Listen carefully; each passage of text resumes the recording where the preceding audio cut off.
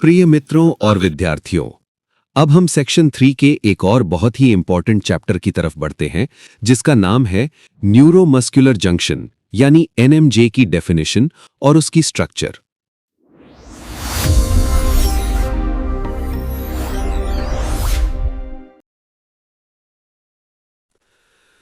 Definition: neuromuscular junction वो जोड़ है जो नर्व फाइबर की टर्मिनल ब्रांच और मसल फाइबर के बीच होता है।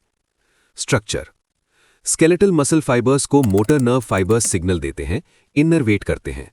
हर नर्व फाइबर एक्सन कई सारी टर्मिनल ब्रांचेस में बंट जाता है।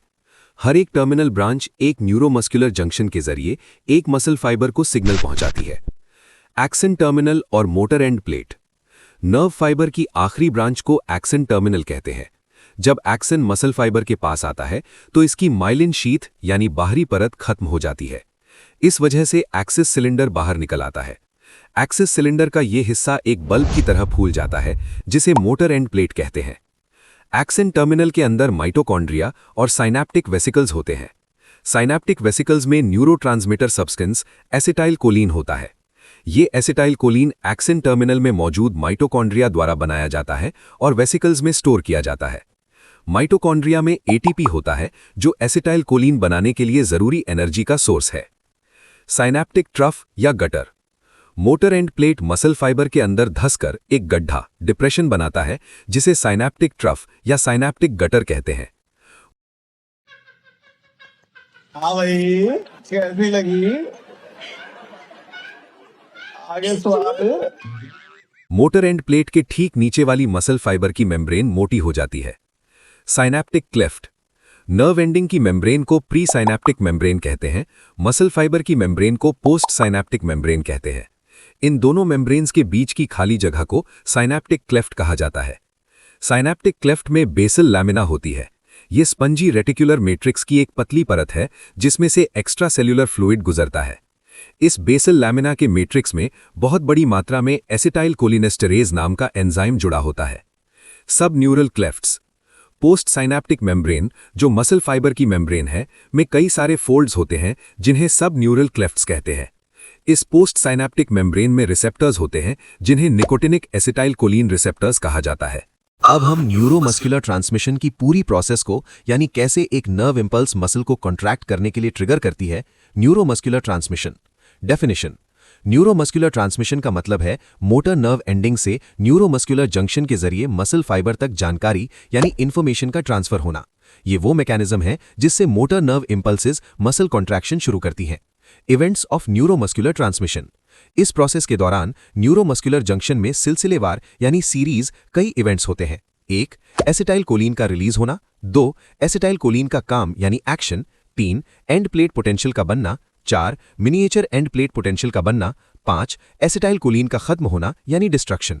1. रिलीज ऑफ एसिटाइल कोलिन: जब एक्शन पोटेंशियल एक्सॉन टर्मिनल तक पहुंचता है तो ये एक्सॉन टर्मिनल की मेम्ब्रेन में मौजूद वोल्टेज गेटेड कैल्शियम चैनल्स को खोल देता है। एक्स्ट्रा सेल्यूलर फ्लूइड ईसीएफ से कैल्शियम आयंस एक्सॉन टर्मिनल के अंदर चले जाते हैं। ये कैल्शियम आयंस सिनैप्टिक वेसिकल्स को प्री सिनैप्टिक मेम्ब्रेन की तरफ धकेलते हैं और वहां उन्हें फ्यूज यानी जोड़ देते हैं, जिससे वेसिकल्स फट जाते हैं। अब फटे हुए वेसिकल्स से एसिटाइल कोलिन निकलता है। एक्सोसाइटोसिस की प्रोसेस द्वारा acetyl choline pre synaptic membrane से निकलकर सिनैप्टिक क्लेफ्ट में एंटर करता है।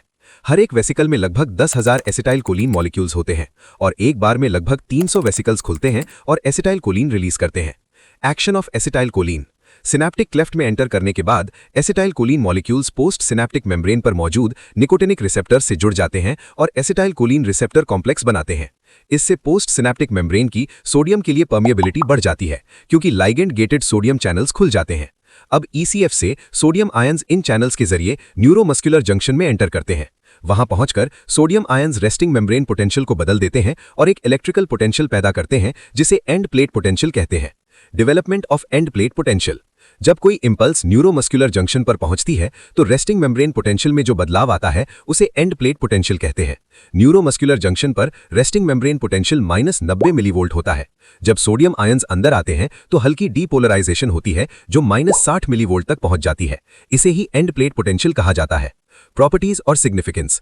एंड प्लेट पोटेंशियल एक ग्रेडेड पोटेंशियल है और ये एक्शन पोटेंशियल नहीं है। ये नॉन प्रोपेगेटिव यानी खुद आगे नहीं बढ़ता, लेकिन ये मसल फाइबर में एक्शन पोटेंशियल पैदा करने का कारण बनता है। Development of miniature end plate potential. Miniature end plate potential एक कमजोर यानी वीक एंड प्लेट पोटेंशियल है जो एक्सॉन टर्मिनल से एसिटाइल कोलिन की बहुत कम मात्रा यानी स्मॉल क्वांटिटी निकलने से बनता है। न्यूरोट्रांसमीटर का हर एक क्वांटम यानी एक छोटी यूनिट एक कमजोर मिनिएचर एंड प्लेट पोटेंशियल पैदा करता है। इसका एम्पलीट्यूड सिर्फ 0.5 मिलीवोल्ट तक होता है।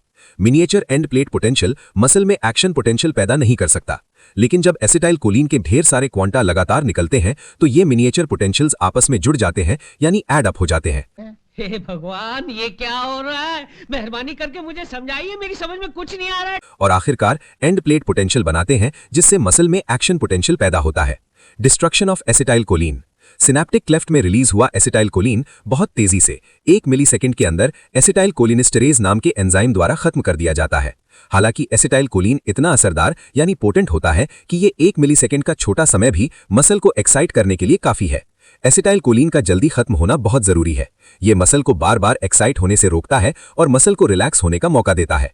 सॉरी सर, मैं तो एक्साइटमेंट में आकर। अरे एक्साइटमेंट मतलब क्या? कहाँ बैठा हूँ, किससे बात कर रहा हूँ, क्या बात कर रहा हूँ, समझ में नहीं। कंट्रोल कंट्रोल उदय। रीअपटेक प्रोसेस यानी दोबारा इस्तेमाल की प्रक्रिया। रीअपटेक वो प्रोसेस है जिससे न्यूरोट्रांसमीटर का टूटा हुआ हिस्सा वापस प्री सिनेप्टिक एक्सॉन टर्मिनल में चला जाता है ताकि उसे दोबारा यूज किया जा सके। एसिटाइल कोलिनेस्टेरेज एसिटाइल कोलिन को इनएक्टिव कोलिन और एसिटेट में तोड़ देता है। कोलिन को रीअपटेक प्रोसेस के जरिए सिनेप्टिक क्लेफ्ट से वापस एक्सॉन टर्मिनल में ले लिया जाता है। वहां इसे सिनेप्टिक वेसिकल में नया एसिटाइल कोलिन मॉलिक्यूल बनाने के लिए दोबारा इस्तेमाल किया जाता है। अब हम न्यूरोमस्कुलर ब्लॉकर्स, स्टिमुलेटिंग ड्रग्स और मोटर यूनिट के कॉन्सेप्ट को समझते हैं। Neuromuscular blockers. न्यूरोमस्कुलर ब्लॉकर्स वो दवाएं यानी ड्रग्स हैं जो नर्व फाइबर से मसल फाइबर तक होने वाले इंपल्सेस के ट्रांसमिशन को न्यूरोमस्कुलर जंक्शंस पर रोक देती हैं। इनका इस्तेमाल सर्जरी और ट्रॉमा केयर में बड़े पैमाने पर किया जाता है। एनेस्थीसिया के दौरान ये ब्लॉकर्स स्केलेटल मसल्स को रिलैक्स कर देते हैं और पैरालिसिस इंड्यूस करते हैं ताकि सर्जरी बिना किसी कॉम्प्लिकेशन के की जा सके। Main neuromuscular blockers. 1. Curare. Curare acetylcholine receptors के साथ जुड़ जाता है और ट्रांसमिशन को रोक देता है। इस वजह से एसिटाइल कोलिन रिसेप्टर्स से नहीं जुड़ पाता और एंड प्लेट पोटेंशियल डेवलप नहीं होता। क्योंकि क्यूरेर सीधा रिसेप्टर्स पर काम करता है, इसे रिसेप्टर ब्लॉकर कहते हैं। 2. बंगा टॉक्सिन। ये डेडली सांपों के जहर से निकलने वाला एक टॉक्सिन है। ये भी एसिटाइल कोलिन रिसेप्टर्स को ब्लॉक करके ट्रांसमिशन पर असर डालता है। 3. सक्सिनाइल कोलिन और कार्बेमाइल कोलिन।